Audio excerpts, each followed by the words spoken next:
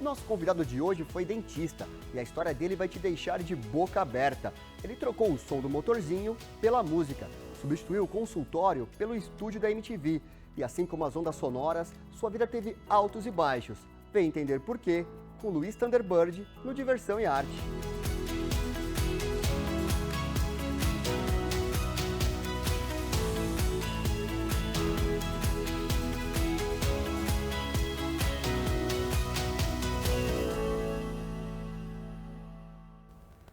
A gente está começando o Diversão e Arte de hoje com a presença de Thunderbird. Thunder, satisfação, prazer imenso recebê-lo aqui no Diversão e Arte, aqui na Lesp. Obrigado pelo convite. Muito bom, muito bom. Thunder, vamos começar do início. Você estudou odontologia, mas a vida, a trajetória ali da sua carreira, da sua história foi para outros rumos, né? Você foi para música, para televisão, para arte. Pensando aí, olhando para trás, assim, fazendo uma retrospectiva, qual passagem assim, da sua vida você considera mais impactante, mais marcante, que foi, enfim, que te deixou ali mais lembranças mais fortes, assim, quando você pensa na sua trajetória? Eu acho que assim, quando a gente dá um passo como esse, quer dizer, você vai lá, você estuda, você se forma numa faculdade, daí você tem que tomar a decisão de mudar o rumo e radicalmente. É muito forte isso. E assim, eu pensei muito sobre isso, em ter que abandonar a profissão e partir para o campo da música. Mas ainda bem que eu fiz isso, porque deu tudo certo, foi tudo bem. Eu consegui me estabelecer como músico, como apresentador de televisão. Claro que assim, o fator sorte foi muito a meu favorável. Assim, eu tive uma sucessão de acontecimentos que foi me levando até as coisas, os objetivos que eu queria alcançar. Mas assim, eu acho que foi uma boa decisão.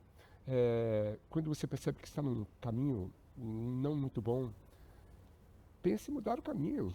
Vale a pena. Você não está fadado a fazer o resto da sua vida aquilo que você não quer.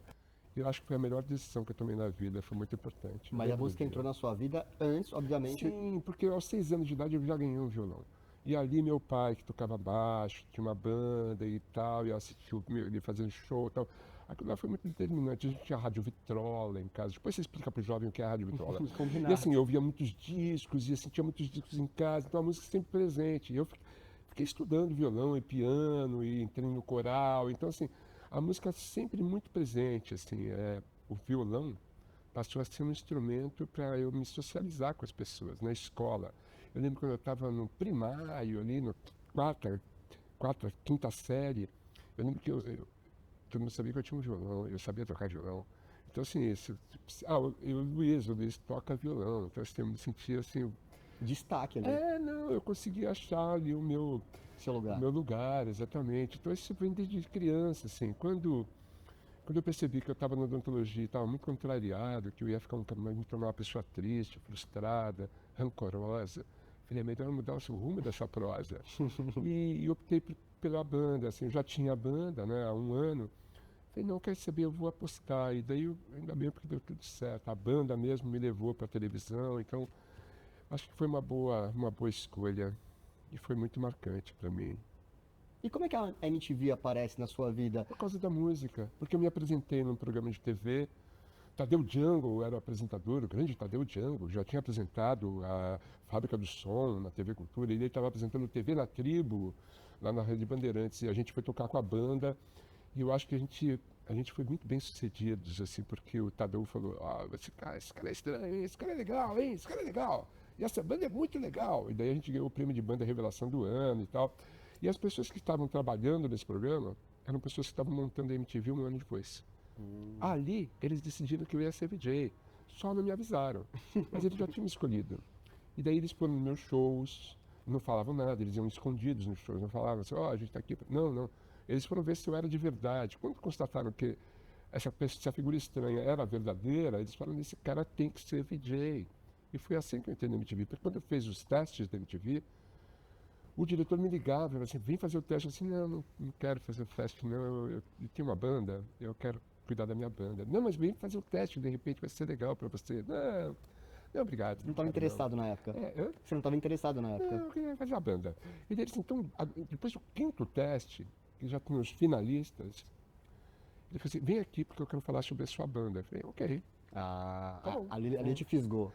Ele falou assim, então agora você vai na frente daquela câmera ali e fala da sua banda. Eu assim, bom, eu sou o Luiz Thunderbird, eu tenho uma banda já há 4 anos, chama The Vault de Nossa Aparecida. A gente está tentando gravar o primeiro disco, estou bem ansioso. Corta! Agora entra naquela sala ali. Ok, entrei na sala e já tinha um contrato. Assim, agora me fala seu nome, seu RG, seu CPF, seu endereço, seu estado civil. Você foi aprovado, você é o novo VJ da MTV. Eu falei, como assim, mano? Ele disse, é isso mesmo, você foi aprovado, parabéns. Aí todo mundo bateu palma, assim. Eu saí da sala e dei de cara com o Gastão o Rodrigo Leão, os dois também tinham sido aprovados naquele dia. E o Gastão virou para mim e disse, ei, você foi aprovado? Eu assim, eu acho que sim, não tenho certeza, mas eu acho que sim, eu assinei um contrato. Ele disse, pô, então vamos ser VJ. Eu assim, então você me explica o que é ser VJ, porque eu não sei o que é isso, eu não sabia mesmo. A MTV gringa você não assistia na época, Não tinha MTV gringa, imagina, eu morava no ABC Paulista, um cara de classe média lá embaixo, assim, sabe, não tinha MTV. MTV era uma coisa para quem ia para os Estados Unidos, que conhecia. A MTV nos Estados Unidos era recente também, tinha poucos anos, e no Brasil não tinha. Eu tinha visto videoclipes, assim, piratas, em programas de TV brasileiros, assim. Era uma coisa que eu não fazia ideia de que era ser VJ, eu sabia que era ser DJ, não VJ. A Cris Camargo, grande Cris Camargo, foi nossa figurinista, ela falou assim, Thunder, você não está entendendo, você vai ser famoso. Eu assim, pô, mas eu já sou famoso. Ela assim, não, você é famoso lá no circuito do rock underground, você vai ser famoso. Eu assim, acho que não. Assim, tenho certeza que sim. Daqui a 6 meses a gente conversa. E foi o que aconteceu mesmo, porque a MTV foi uma grande febre nacional, né? As pessoas queriam entender a MTV, assim, ficavam com a MTV ligadas o dia inteiro em suas casas. A MTV passou a ser um rádio. As pessoas deixavam lá ligado e ficava passando a MTV. E você eventualmente ouvia música e via uns clipes muito loucos, e via umas pessoas muito estranhas apresentando. E aquilo tomou conta do jovem brasileiro, e assim, não foi só do jovem. Eu conheci pessoas da minha idade na época também, que não eram tão jovens e que se apaixonaram pela MTV, e daí assim, os meios de comunicação se apaixonaram pela MTV. A MTV passou a ditar as listas das mais pedidas até nas rádios. E as outras emissoras de TV começaram a imitar as linguagens da MTV. Então, eu tive muita sorte, entendeu? Porque eu estava lá e eu fiz parte disso. Eu não fui forjado para ser apresentador de televisão. Eu fui me encontrando. Você tinha nessa época algum apresentador que era referência para você? Assim? Sim, sem dúvida. Tadeu Django era um deles. Eu não queria ser um apresentador normal. E eu acho que eu consegui não ser. Mas como a gente não tinha VJs no Brasil, eu, Gastão, Rodrigo, Maria Paula, Cuca, Astrid, nós fomos os primeiros. Isso também é um privilégio, porque não tinha comparação. Então, assim, ninguém ia me comparar com ninguém. Os que vieram depois, todos eram comparados. Então, assim, esse aqui, ó, ele está imitando o Thunder. Esse outro está imitando o Thunderbird. Ó, tá o jeito de ele falar, o jeito que ele fala. Então, assim, foi um privilégio mesmo. De novo, é a sorte batendo na minha porta e falando, entre. E ela entrou e foi muito legal, assim, muito bacana.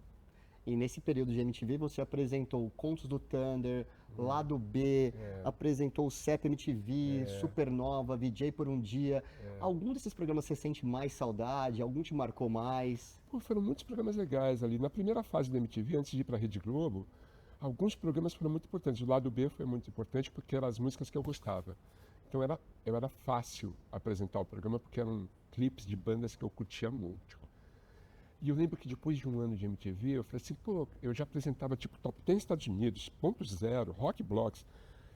Eu trabalhava muito, eu falei assim, eu quero mais um. Eu quero fazer um outro programa. Foi os 121 minutos. E eu propus fazer um programa completamente fora dos padrões da MTV naquela época, e eles toparam, eles deixaram. Eu falei, eu quero fazer um programa de 2 horas, faça. Eu quero fazer um programa fora dos estúdios, pode fazer. Eu quero gravar de madrugada na rua, pode gravar. Eu quero fazer a programação dos clipes, faz. Então, assim, liberdade total. Nossa, absurdo, assim. Então, eu sinto falta, assim, disso aí. Depois eu fui para a Rede Globo, e quando eu voltei para a MTV, aí eu fiz o Conto de Thunder, que foi um programa muito interessante, porque eu inaugurei os trash movies no Brasil.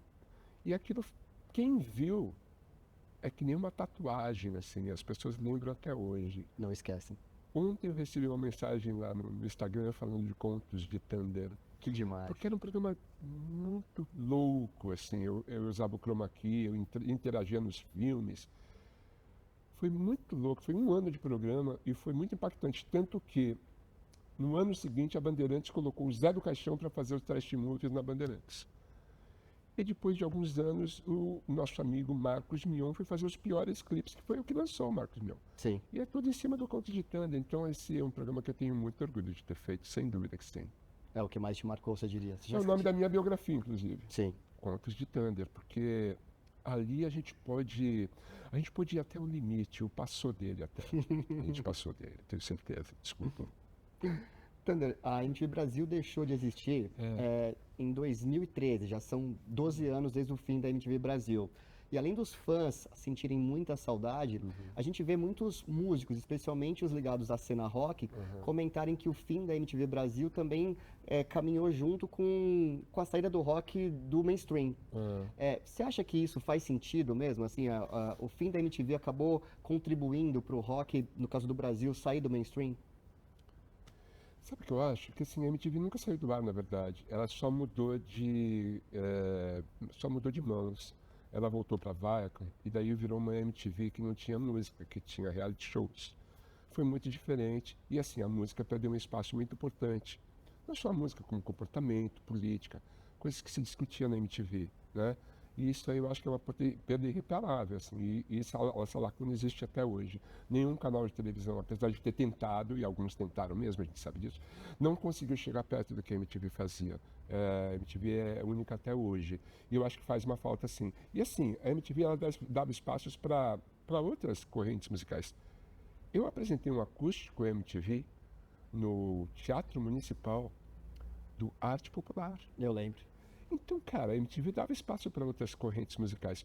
O rock, ele teve um probleminha, né, bicho? Porque o rock ficou muito evidente no Brasil nos anos 80. Muito evidente. E algumas bandas sobrevivem até hoje, boas bandas, por sinal. Titãs é uma delas. Barão Vermelho tá aí, Ira tá aí. Mas, assim, algumas outras, elas não conseguiram levar adiante aquilo tudo. Nos anos 90, veio uma nova geração que meio quase que amassa essa outra geração, que veio aí Chico Sainz, Nação Zumbi, Racionais, o Raimundos, os Charlie Brown Jr., Planet Hemp, Los Hermanos. Essas bandas vieram e assim, elas meio que tomaram esse espaço, e a MTV dava esse espaço para essas bandas. Nos anos 2000, todo o movimento emo, ou hardcore melódico, se preferir, tomou conta das paradas de sucesso. Ali surgiu CPM22, NX0, Fresno, um monte de bandas que tomou conta desse. O Brasil precisava de uma rainha, porque a Rita estava muito carregada, assim, é só a Rita. Daí pinga a Pitty, e a Pitty assumiu esse posto, assim, pô, não sou a rainha, porque a rainha é a Rita, mas eu sou a princesa do rock. E a Pitty fez muito sucesso nos anos 2000. E a MTV tinha muito a ver com isso. Quando a MTV saiu do ar, os artistas perderam esse espaço, um espaço de ousadia, um espaço que as coisas aconteciam. Eu lembro de um VMB que tinha 3 palcos simultâneos. O melhor VMB de todos os tempos foi de 2011. 3 palcos. As bandas tocando em 3 palcos distantes ao mesmo tempo. Ali você via o Criolo cantando com o Caetano Veloso. Aquele VMB foi muito importante. E assim, isso tudo faz falta. Os artistas sentem essa falta. Eu entrevisto esses artistas no meu podcast e todos, em algum momento, falam, poxa, Thunder, que falta faz a MTV. E as pessoas na rua, elas falam, pô, Thunder, volta pra MTV. Eu assim, pô, adoraria, né? Adoraria voltar para aquela MTV. Para apresentar reality show, acho que não é a minha praia, entendeu? Mas assim, eu acho que essa MTV faz muita falta. O ser humano, ele se adapta muito fácil.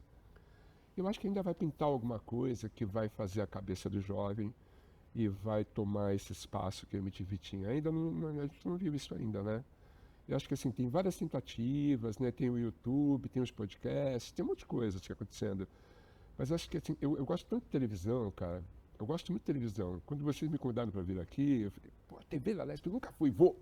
Porque assim, eu acho televisão fantástica. Minha geração é da televisão, cara. Eu nasci na televisão. Quando eu nasci, o primeiro presente que ganhou a minha família foi uma TV Invictus. valvulada, coisa rosa. Mas assim, tava lá a televisão, eu assistia a televisão desde criancinho, sou um consumidor ávido de televisão. E eu acho que a TV nunca vai sair do ar. Esse medo que o YouTube vai acabar com a televisão, isso é uma grande bobagem. É quando pintou a televisão, as pessoas vai acabar com o rádio está aí até hoje. Quando o cinema começou a ser cinema falado, não, esse é problema, não, é que... Cara, tem espaço para tudo e para todo mundo. Mas você acha que a linguagem que a MTV tinha naquela época, nos tempos áureos, ainda é atual? Quando você vê, por exemplo, os influenciadores nas redes sociais? Os influenciadores de hoje são os VJs de ontem, desculpe, mas eu acho que é isso. Os influenciadores de hoje eram aqueles VJs. Porque, querendo ou não, a gente ditava moda, comportamento, tendências. E é o que os influenciadores fazem hoje, né? Os bons, né? E qual Tem que é o principal? influenciador muito ruim também, né? Sim. Péssimas influências. E para amarrar, Thunder, você diria que qual o principal legado que a MTV deixou? Aquela MTV. Marcou várias gerações que sentem falta até hoje. E assim, as pessoas que estão fazendo as coisas novas hoje assistiram a MTV. E elas estão impregnadas da MTV.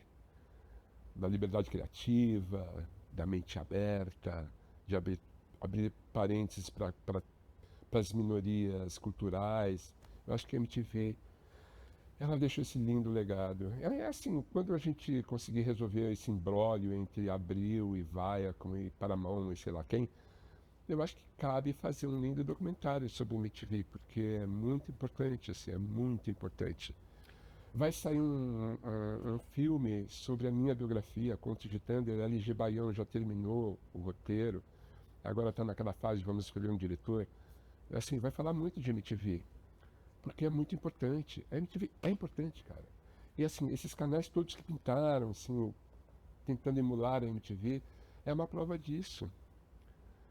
Eu sinto falta mesmo da MTV. E você? Eu fui formado pela MTV, né? É que eu sempre ouço. Não, mas no meu caso é mais pura verdade. Então, mas é o que a gente ouve sempre, é isso mesmo, fez escola. Fez, sem dúvida. E até não só nessa questão de pensar em televisão, mas também de ter ali uma curadoria musical, né? Você falou que apresentava o lado B, e não é que você falou, você apresentava o lado B, e realmente, pô, os clipes que você, as bandas que você apresentava ali, os clipes que você apresentava, caramba, olha que legal, eu conheci muita coisa por causa da MTV, né? Os VMBs lançaram muitos artistas, né? As revelações, né? Os VMBs, eles eram muito importantes para o artista em geral, até para os mais famosos, que ganhavam prêmios e tal. Era uma enorme audiência, né?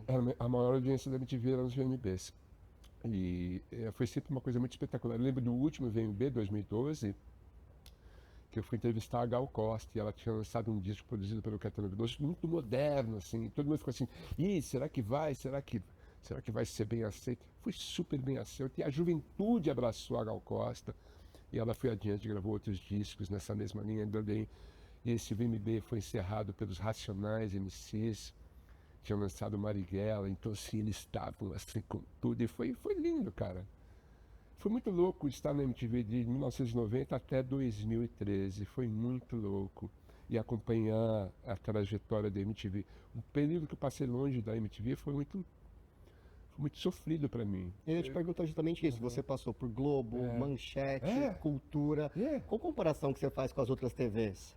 São muito diferentes. Todas elas, na verdade. A Rede Globo é uma loucura, né, bicho? Aquela coisa superlativa, né? Altos salários, altos orçamentos, aquela coisa, né, de audiência. Foi um período muito louco, assim.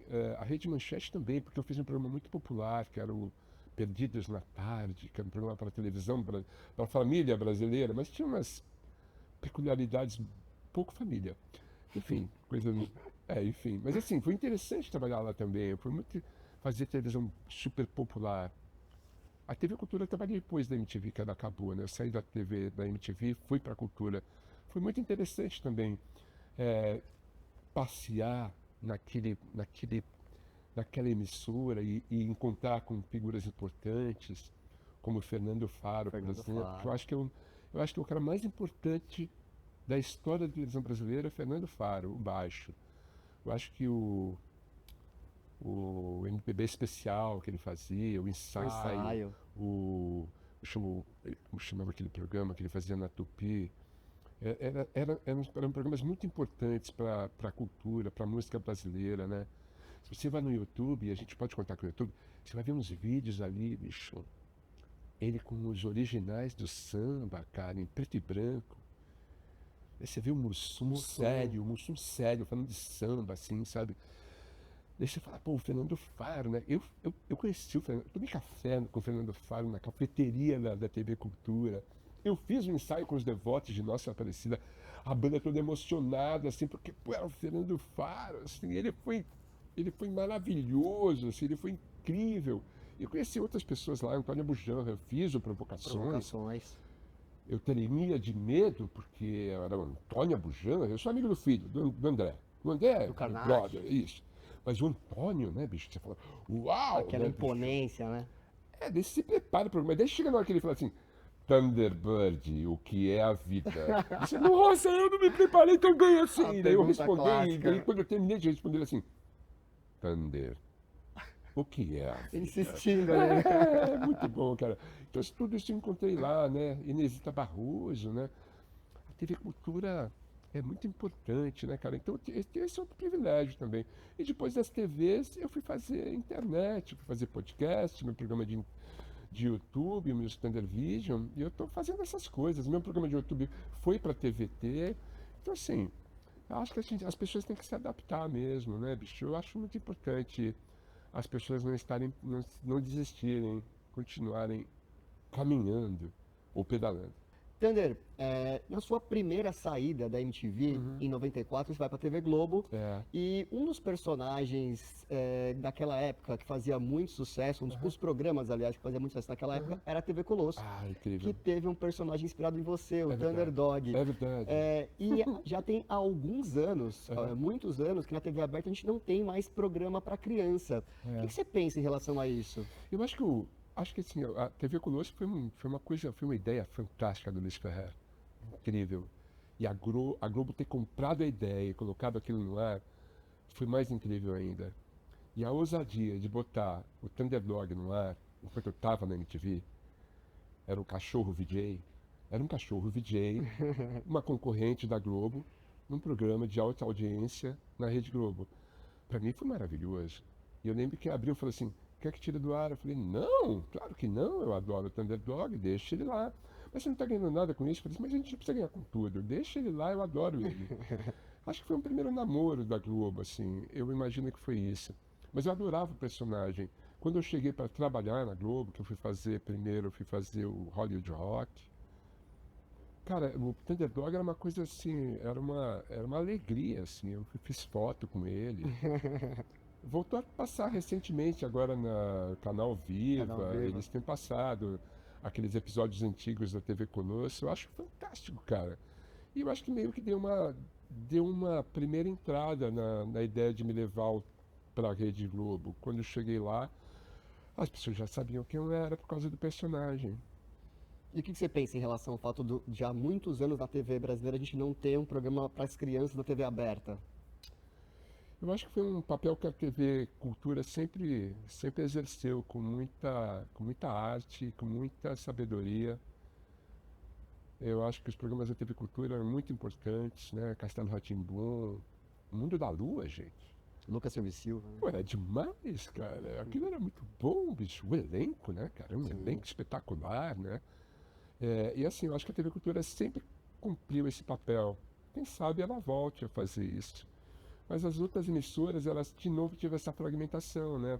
As crianças passaram para assistir o Nickelodeon e o Cartoon Network, e esses canais mais ligados para o público infantil. A TV aberta meio que deixou esse de canto, né? Até a Rainha dos Baixinhos não existe mais, né?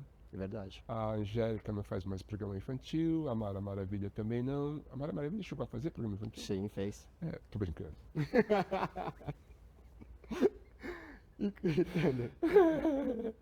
Grande Mara Maravilha. Pelo menos passava desenho no programa dela, né? Passava desenhos, eu lembro disso. Passava desenhos em todos esses programas, né? Exatamente, todos eles. A Xuxa, Angélica. Sim. Tinha uma outra que eu não lembro o nome agora, que era uma loira, assim, do SBT. Eliana? Tem Eliana, é verdade. Eu fui no programa da Eliana. É mesmo? Foi muito engraçado, foi em 93, eu fui lá, cantei os dedinhos. Foi muito louco. Clássico dela, né? Foi muito louco. Eu fui no programa da Angélica, no SBT também.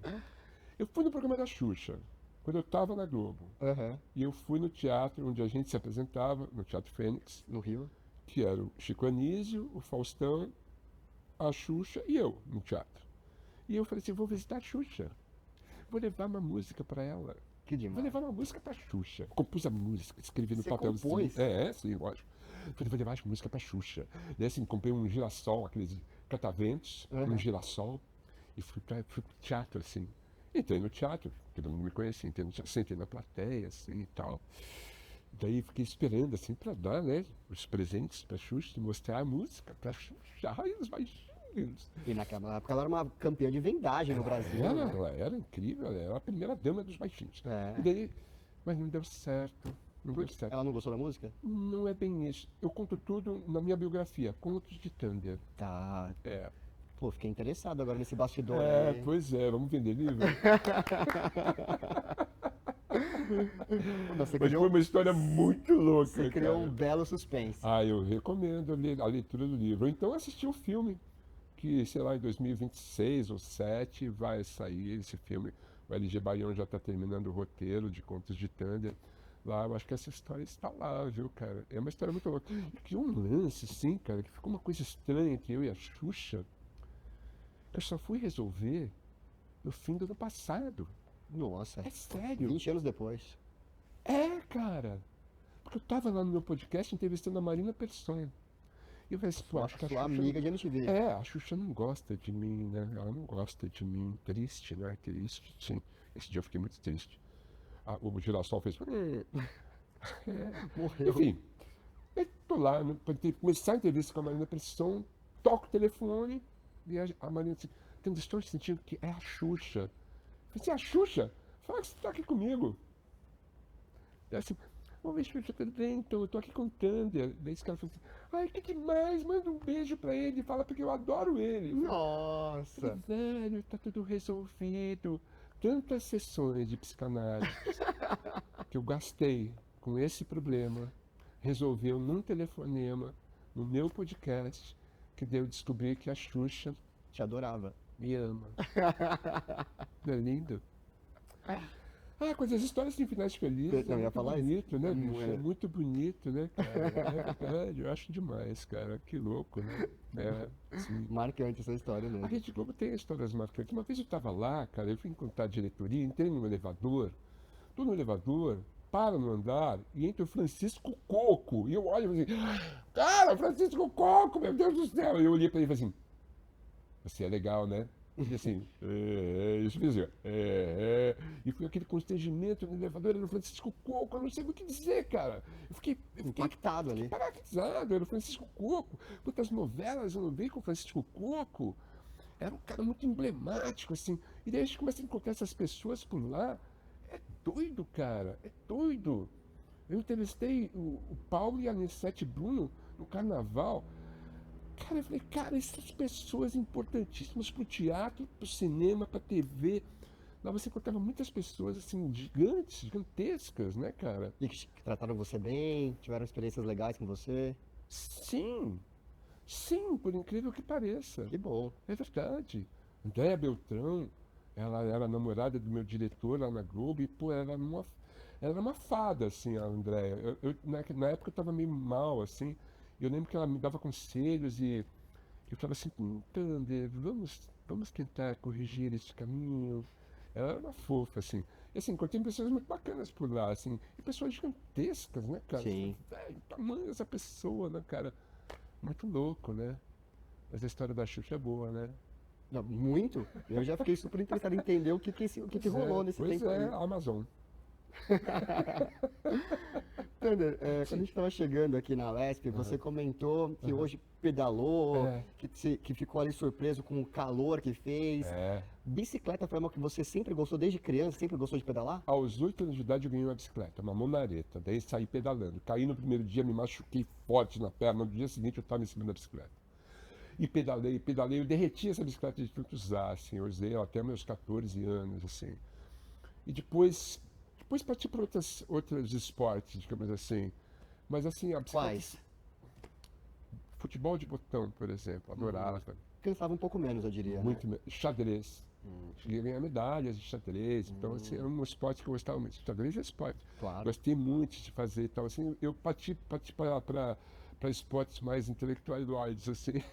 Isso na adolescência. Deixei os esportes. Futebol era péssimo, então não tinha esporte para mim. Eu vim fazer esporte depois que eu parei com as drogas em 1997, que eu tinha visto o Guga ser campeão em Roland Garros. Eu falei, quer saber? Vou aprender a jogar tênis. Daí eu comecei a aprender a jogar tênis e tal. Comecei a correr.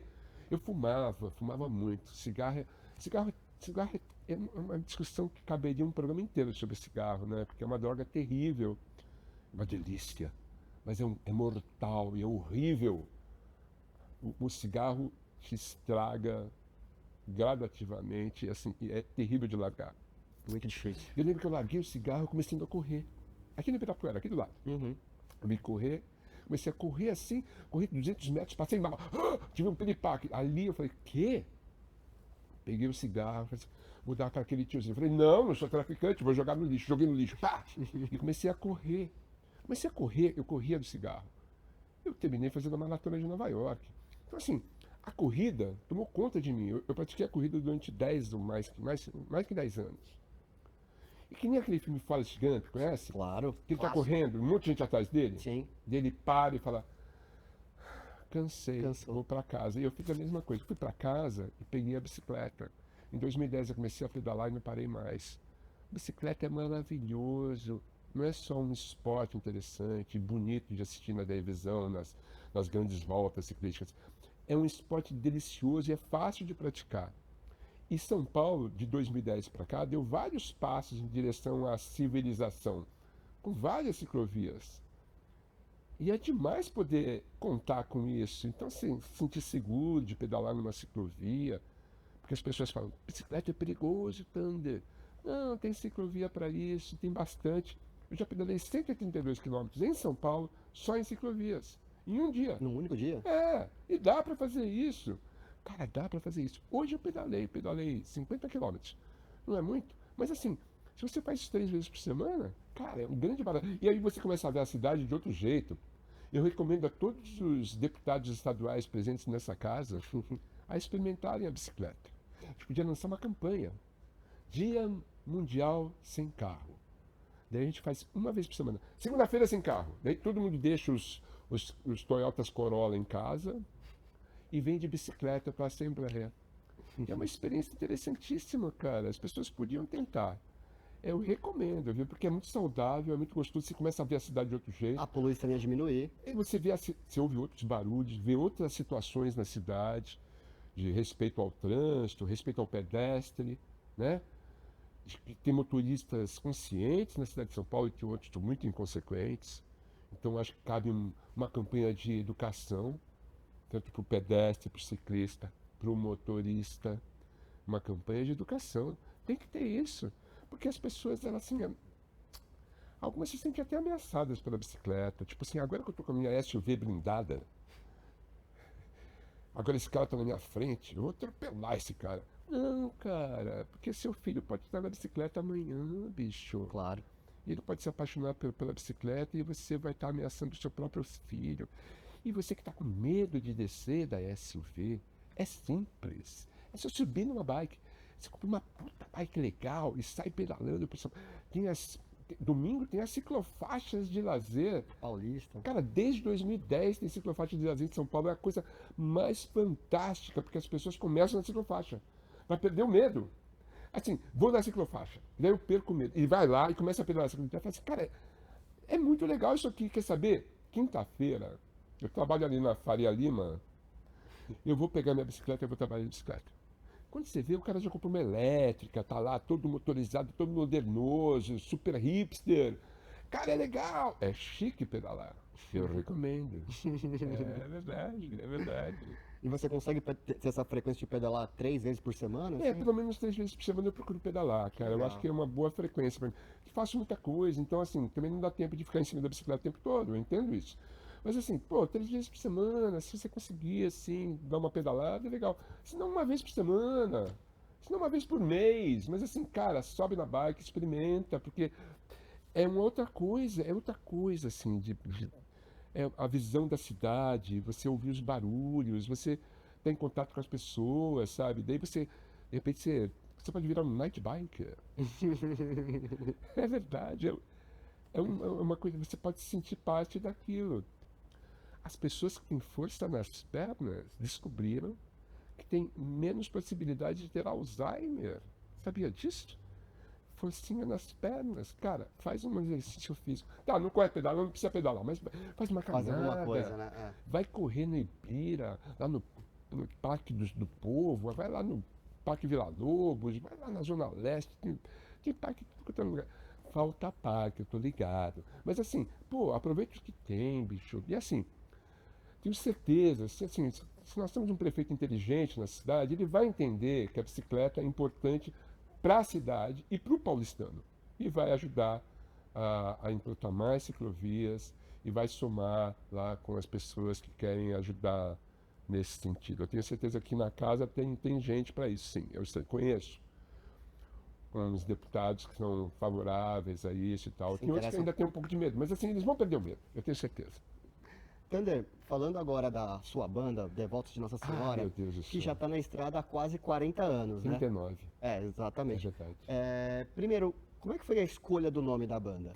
A banda foi formada, quer dizer, a banda foi formada assim, perto da Sexta-feira Santa. Na Sexta-feira Santa a gente falou, fechou, vamos fazer a banda. Daí o Denis Animal, que era o baterista de uma outra banda, amigo nosso, falou assim, pô, hoje é Sexta-feira Santa, Nossa Senhora Aparecida é padroeira do Brasil, pô, Devotos de Nossa Senhora Aparecida. A gente falou, cara, que nome fantástico, sensacional, e foi esse o nome.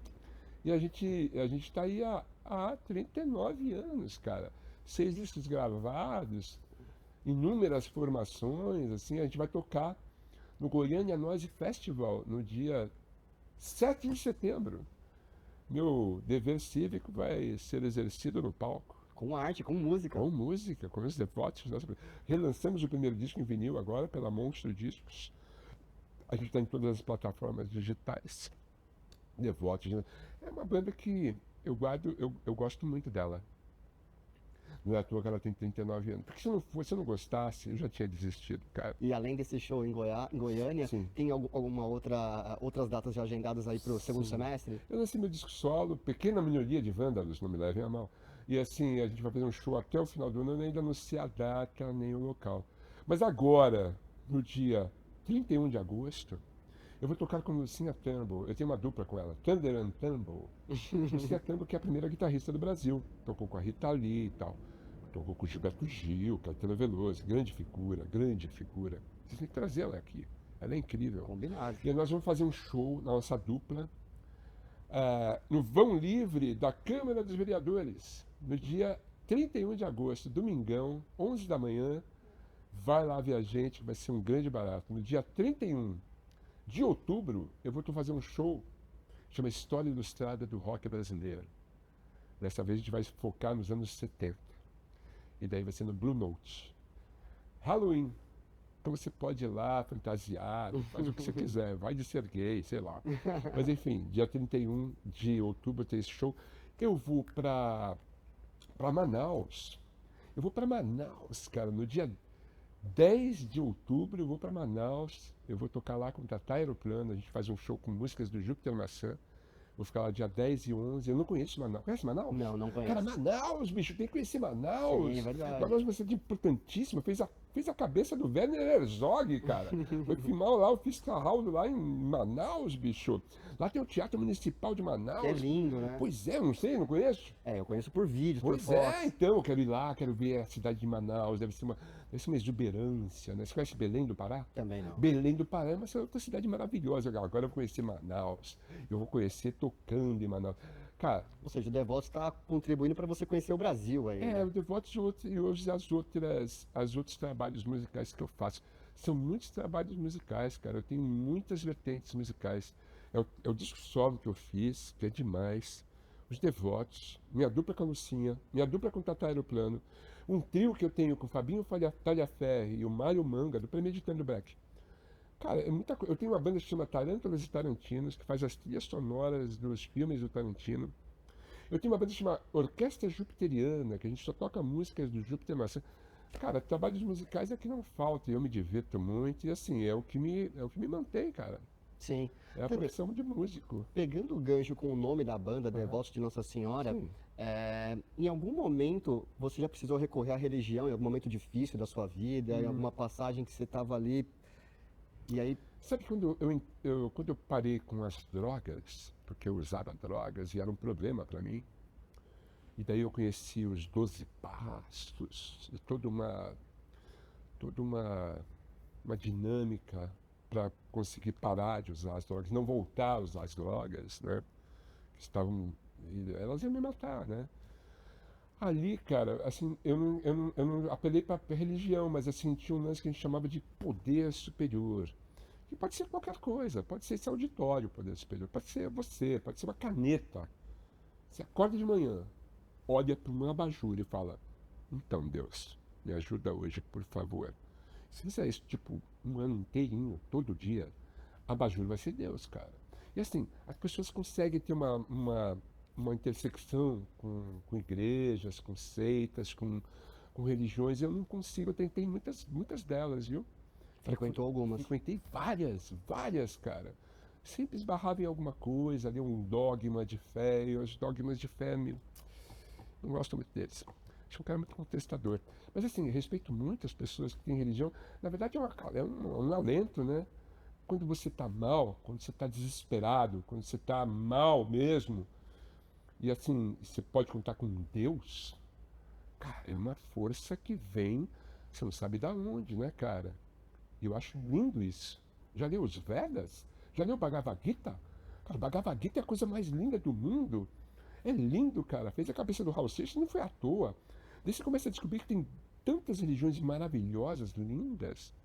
Se você ler seriamente o Corão, cara, você vai ver que é lindo. É lindo, cara. Como a Bíblia. É um livro lindo. Eu respeito muito as pessoas que vão na igreja, que vão na sinagoga, que vão nos centros de Umbanda. Eu acho tão lindo, cara. Eu acho bonito. Os cantos gregorianos, né, cara? Que coisa mais bonita que um canto É verdade, gregoriano, muito cara. bonito mesmo. Tem um lance que a gente vai ali na São Bento. É na São Bento? É na São Bento. Ele tem uns concertos de órgão de sopro, cara. Umas peças do bar. Cara, arrepiei, cara, porque é a coisa mais linda do mundo. A música sacra, né, bicho? É lindo. Que nem aqueles cânticos. Que nem os mantras. Cara, o mantra pode te levar ao nirvana, Sim. bicho. Então, assim, eu acho tudo isso lindo. Eu só tenho muita dificuldade, sempre tive dificuldade Se conectar. de me entregar numa corrente religiosa e não consegui até hoje. Tander, você falou agora há pouco sobre as suas datas no segundo semestre para algumas capitais É, ligados à música. é. Mas o filme Assalto à Meu Brasileira Deus. deve te levar a Brasília aí, É, porque o filme está no Festival de Cinema de é Brasília. verdade. Me fala um pouco sobre o filme, sobre sua participação. Cara, cinema é uma coisa muito mágica eu sou maravilhado assim, com o cinema. Eu lembro quando eu me formei na faculdade, no ano seguinte eu De voltei. odonto. Eu voltei para o campus para montar o cineclube da faculdade. Montei o cineclube lá da Metodista. Eu e meu amigo Guilherme Rosa, grande Guilherme. Montamos o cineclube, levamos uns filmes do Sérgio Persson, do Rogério Sganzella. E eu falava assim, vem assistir, vem assistir. As pessoas não queriam assistir, elas queriam ver, sei lá, blockbusters. Mas enfim, cinema é sempre muito, muito fascinante, eu adoro cinema. O primeiro filme que eu fiz foi o Super Colosso, com Luiz Ferrer, que era um longa-metragem sobre a TV Colosso. Foi interessante, foi muito bacana tal, mas eu não mergulhei naquilo. O segundo filme que eu fiz foi com direção da Helene Inês, que era o Luz nas Trevas, que era uma continuação do Bandido da Luz Vermelha, roteiro do Rogério Sganzella. E eu atuei com Ney Mato Grosso, Sérgio Manberti, Paulo Goulart, cara, Timaço. Arrigo Barnabé, Mário Bortolotto. Cara, foi espetacular. Assim, eu falei, cara, isso é maravilhoso. Foi em 2010 isso. E agora, ano passado, fim do ano passado, eu atuei, sou um coadjuvante na trama de Assalto à Brasileira, dirigido pelo José Eduardo Belmonte e roteiro do LG Baião. Cara, é uma história muito louca, porque é um true crime, assim. é a história de um assalto que aconteceu em Londrina em 87, um assalto que aconteceu mesmo. Mas é um assalto tão louco. A brasileira, porque assim, não foi aqueles assaltos tipo de Batman. Não, não, cara, é um assalto muito à brasileira, assim.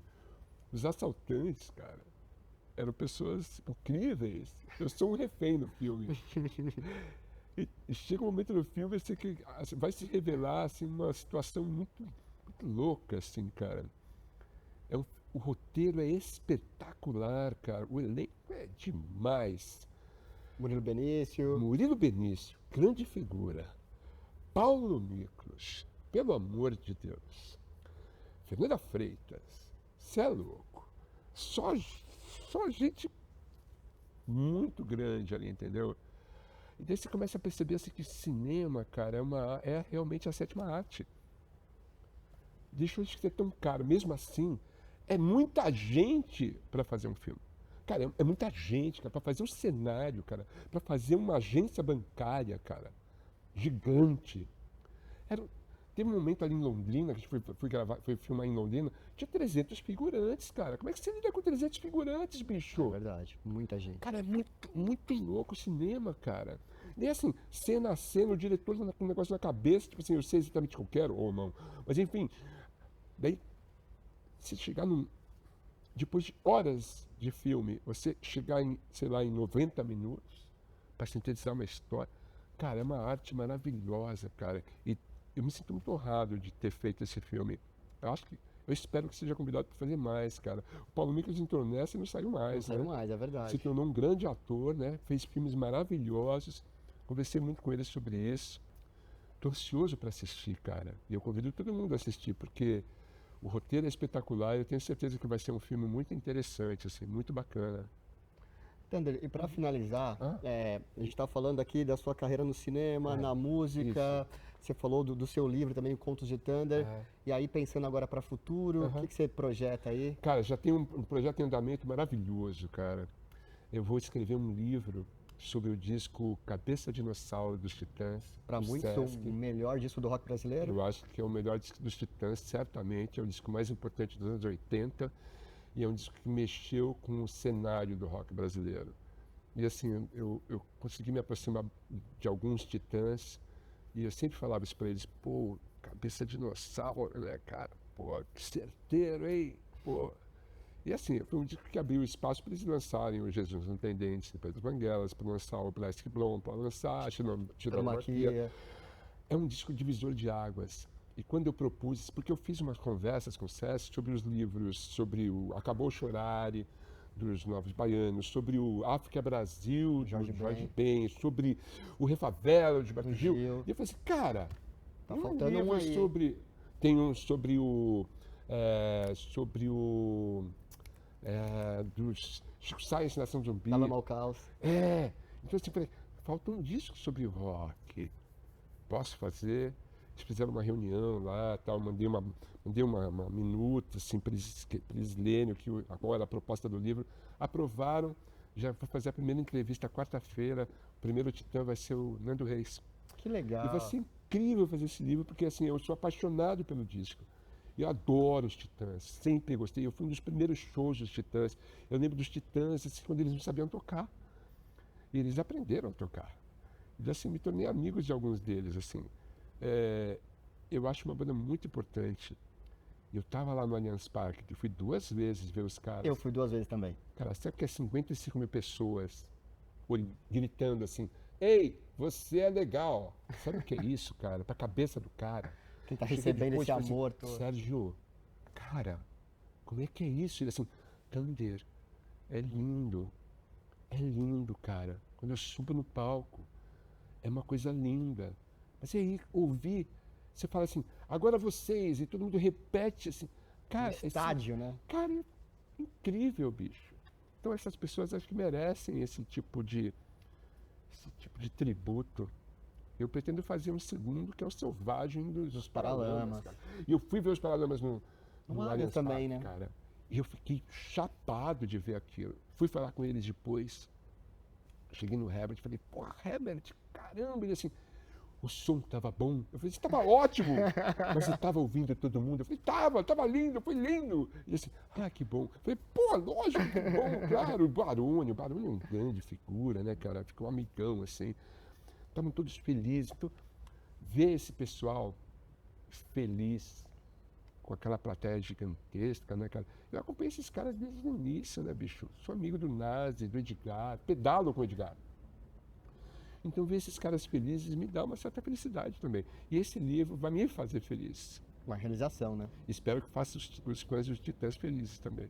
Com certeza. E tem o podcast do Thunder. Por favor. Toda segunda-feira, às 8h30, você vai lá para o podcast do Thunder. Qual o nome do seu podcast? Podcast do Thunder.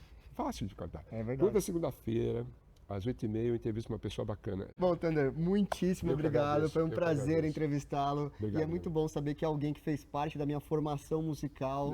Eu ali, desde o meados dos anos 90, assisti muito você.